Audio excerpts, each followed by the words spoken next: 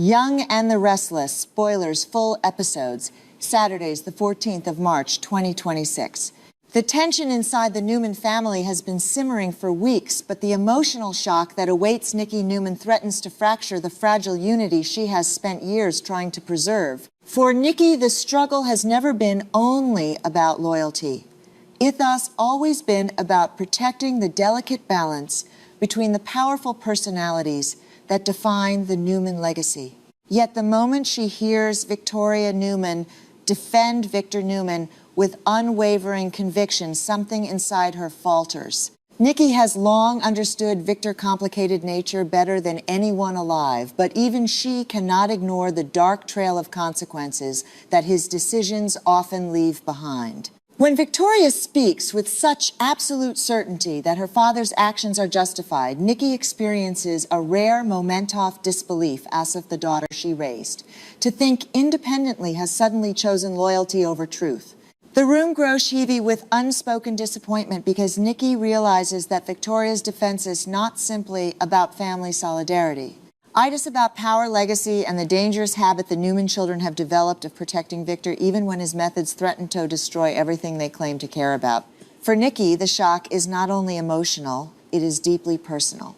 She has fought for decades to keep the Newman family from collapsing under the weight of Victor's ambition, and hearing Victoria defend him so fiercely makes her wonder whether the next generation has already accepted a future defined by the same ruthless instincts that shaped Victor himself. While that emotional storm brews within the Newman household, another dangerous storyline quietly unfolds across town at Crimson Lights, the familiar cafe that has witnessed countless turning points in the lives of Genoa City's residents. On the surface, the place remains calm, filled with the comforting scent of coffee and the routine conversations of people unaware that something far darker is about to happen. Nick Newman sits alone on the patio, appearing thoughtful but composed, as if he is simply taking a moment to gather his thoughts before making an important decision. Yet, beneath that calm exterior, Nick is wrestling with a storm of fear and determination. His search for the elusive and dangerous Matt Clark has become more than a mission. It has become an obsession fueled by the need to protect the people he loves, particularly Sharon Newman, whose safety has been threatened repeatedly by the shadowy forces surrounding Matt Clark and the criminal network that continues to expand around him. Nick knows that confronting such a threat alone may be reckless, yet the weight of responsibility convinces him that the risk is his to carry. In a moment that seems almost surreal in its quiet intensity, Nick reaches for a pill containing fentanyl, a decision that reveals the extent of the psychological pressure crushing him. The act is not one of carelessness, but rather a desperate attempt to steady his nerves and prepare himself for the dangerous path ahead. The pill disappears in a single swallow, leaving behind an uneasy silence as Nick stares into the distance, perhaps wondering whether the choice he just made will give him the strength he needs or push him closer to the edge of something far more destructive. It is precisely at this fragile moment that Adam Newman steps onto the patio, his arrival almost uncanny in its timing. Adam has always possessed an instinct for sensing when something is wrong with his siblings, and the look in Nick's eyes immediately tells him that the situation is more serious than Nick is willing to admit. Adam's concern emerges quickly, but Nick brushes it aside with the familiar stubbornness that defines him. He insists that he is fine, that nothing is wrong, and that Adam has nothing to worry about. Yet, Adam is not easily fooled, especially when it comes to Nick. Years of rivalry, resentment, and reluctant brotherhood have created a strange kind of understanding between them, one that allows Adam to recognize the subtle signs of trouble even when Nick refuses to speak openly about them. The conversation gradually shifts toward the looming trip to Las Vegas, the place where Nick believes he will finally confront Matt Clark and end the dangerous game that has been unfolding for weeks. Adam's reaction is immediate and unyielding. He makes it clear that he intends to go with Nick not as an intruder, but as someone who believes the mission is too dangerous for Nick to face alone. Nick's hesitation reveals the complexity of their relationship. He worries that Adam's involvement could complicate everything, not only because of their complicated history, but also because Adam has his own enemies and unresolved conflicts that could easily escalate the situation. Nick insists that the trip must remain his responsibility, that the confrontation with Matt Clark is something he needs to handle personally. But Adam refuses to accept that reasoning. In a tone that mixes frustration with reluctant affection, he challenges Nick's logic, suggesting that Nick's insistence on going alone is either an act of misguided heroism or sheer foolishness. Adam frames his offer not as interference, but as a gift, a chance for Nick to share the burden instead of carrying it alone. To Adam, the real target is not Nick, but the dangerous figure connected to Matt Clark's operations, a woman named Riza, whose influence appears to stretch further than anyone initially suspected. Adam insists that dealing with Riza is his responsibility, not Nick's, because the risks surrounding her are tied more closely to Adam's world than to Nick's. Nick struggles with that argument because part of him recognizes the truth in Adam's words. Despite their long history of rivalry and mistrust, Adam's willingness to step forward and share the danger feels strangely genuine. Yet Nick cannot shake the feeling that allowing Adam to join him would only deepen the chaos already surrounding the situation. The brothers stand locked in a tense emotional standoff, neither willing to completely yield their conversation, reflecting the complicated bond that has defined their relationship since childhood. The atmosphere shifts once again when Sharon approaches them, her presence bringing both comfort and urgency to the moment. Sharon has become increasingly aware of the dangers surrounding Matt Clark, and the fear of what could happen to Nick if he confronts that threat alone has been weighing heavily on her mind. When she joins the conversation, Adam seizes the opportunity to ask a pointed question. Is there any other reason Nick refuses to let him come along to Las Vegas? The question hangs in the air with unsettling weight because both brothers understand that the answer could reveal more than either of them is ready to confront. Sharon's response breaks the tension in a surprising way. Instead of siding with Nick's stubborn determination, she expresses relief at the idea that Nick might have someone by his side during such a dangerous mission. From her perspective, the situation has become far too volatile for Nick to face alone. Matt Clark has proven himself capable of manipulation, violence, and psychological warfare, and the thought of Nick confronting such an enemy without backup terrifies her. Sharon's quiet support for Adam's involvement changes the emotional dynamic instantly. Nick realizes that the two people standing before him, individuals who rarely find themselves on the same side of any argument, are united by one simple belief that he should not face this threat alone. What makes the moment particularly powerful is the silent acknowledgement of how much the stakes have grown. The search for Matt Clark is no longer a simple investigation. It has evolved into a dangerous hunt that could expose secrets far darker than anyone in Genoa City expects. Nick eventually promises Sharon that he will find Matt Clark not as a reckless act of vengeance, but as a necessary step to end the threat hanging over their lives. Yet, even as he makes that promise, the uncertainty surrounding the mission remains heavy in the air. In the background of all these events, the fractures within the Newman family continue to widen. Nikki's shock over Victoria's defense of Victor lingers like an unresolved wound, a reminder that the Newman legacy is built on both loyalty and conflict. At the same time, the uneasy alliance forming between Nick and Adam hints at a possible shift in the family dynamic. For years, the two brothers have stood on opposite sides of countless battles, often manipulated by Victor's influence and the weight of their shared past. Now, faced with a threat that endangers everyone they care about, they find themselves inching toward cooperation, even if neither of them is entirely comfortable with the idea. As the plan to confront Matt Clark begins to take shape, the emotional landscape of Genoa City grows increasingly volatile.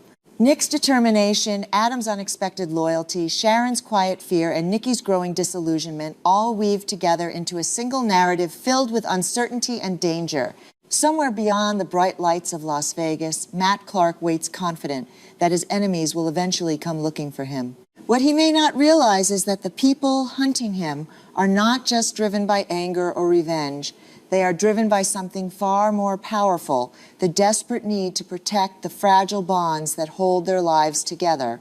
And if those bonds are threatened again, the consequences could ripple through the Newman family in ways that no one, not even Victor himself, will be able to control. The unease spreading through Genoa City was no longer the kind that could be dismissed as family tension, business rivalry, or the usual storm of suspicion that always seemed to follow the Newmans. It had taken on a sharper edge, something quieter and more dangerous, because it was beginning to come from within. For Noah, that truth did not arrive like a dramatic revelation. It crept toward him in fragments hidden in side glances, half-finished thoughts, and the kind of concern that people often try to soften because saying it out loud would make it real. Sitting across from Sienna, he should have been focused on something ordinary, something harmless, something as small as lunch, and the comfort of temporary normalcy. She was torn between a Caesar salad and the empanadas lingering in that indecisive moment that usually belonged to people who still believed the day would remain simple. But even in that small hesitation, there was tension in her face, a distracted quality that suggested her mind was somewhere else entirely. Noah could feel it before she said anything. The conversation shifted with almost no warning, and once it did, the air around them changed. Sienna asked if he had noticed anything unusual about his father. The question landed with more weight than Noah expected, partly because of the timing, partly because of the look in her eyes, and partly because he already knew she would not have asked unless the thought had been haunting her. She admitted that she had noticed a few signs that felt disturbingly familiar to her, and that single word familiar immediately carried the force of experience. It was not casual suspicion. It was recognition. Before Noah could press her further, his phone drew his attention. A message from Matt appeared with unsettling ease, as though Matt were not a hunted shadow moving around the edges of their lives, but someone comfortably close, someone watching, someone amused by the tension he was creating. The message itself seemed almost mocking in its normalcy, a request to save him a few empanadas, as if he were just around the corner and not the center of a widening emotional disaster. Noah rose quickly and scanned the area, his body reacting before his thoughts, fully caught up, but Matt was nowhere in sight. There was no movement he could identify, no face in the crowd that confirmed his fear, nothing except that dreadful sense of being observed. It was the kind of moment that made ordinary public space feel hostile. When he returned to the table, his mind was already split between paranoia and urgency. That was when he asked Sienna to explain exactly what she had meant about Nick. Sienna did not retreat from what she had implied. If anything, Noah's renewed attention seemed to make her more certain that she needed to say everything. She told him she believed Nick was abusing medication, and the words came without cruelty or accusation, only with a kind of painful steadiness that made them more difficult to reject. She pointed to how quickly the medication was disappearing, how his restlessness had grown more noticeable, how his impatience did not seem like the understandable strain of a man under pressure anymore, but something more chemical, more unstable, more alarming. She spoke about the pain in his legs, surging too suddenly, almost in rhythm with his mood shifts, and that detail unsettled Noah in ways he did not want to admit. It would have been easier if she had sounded dramatic or reckless, because then he could have dismissed her. Instead, she sounded frightened in the quiet way people do when they are describing a pattern they have seen ruin someone before. Still, instinct took over.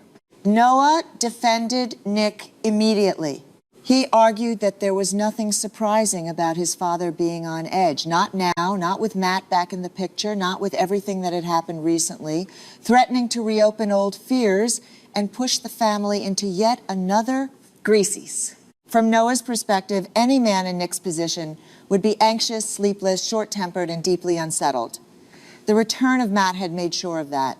Nick was not unraveling because of pills. Noah insisted to himself almost as much as to Sienna. He was reacting to danger, to stress, to the impossible burden of trying to protect the people he loved while standing at the center of a threat that seemed to keep changing shape. But even as Noah defended him, he asked Sienna if she had some history with drugs that might be shaping what she saw. It was not a cruel question, but it carried the defensiveness of a son who could not bear to see his father recast as weak or compromised. Sienna answered without anger. She said she had no personal addiction issue, but she had once been close to someone who did. Her brother had died from an overdose. That confession changed everything. The conversation, which Noah had been trying to keep in the realm of interpretation and opinion, suddenly became rooted in grief. Sienna was no longer speaking from abstract concern. She was speaking from the ruins of a loss that had trained her to recognize the smallest shifts in behavior, the subtle disconnection in a person's face, the eerie calm that could settle over someone after they swallowed the very thing, destroying them. She told Noah that when she saw the look on Nick's face after he took a few pills, she felt a chill move through her because it was the exact same expression her brother used to wear when he was high, a false serenity that only existed because the drug had already begun to erase the pain, the fear, and the warning signals that should have been screaming through the body. Noah thanked her for telling him. He did not mock her. He did not accuse her of overreaching. But he still could not accept the conclusion she was drawing. In his mind, Nick had lived too close to addiction's devastation through Sharon's past struggles, had witnessed too much damage, too much chaos, too much humiliation and heartbreak to ever willingly fall into that same abyss. Noah clung to that belief because it felt stronger than the alternative. If Nick truly was slipping, then the danger facing their family was no longer only outside the house. It was in his bloodstream, in his judgment, in every decision he was making while pretending to remain in control.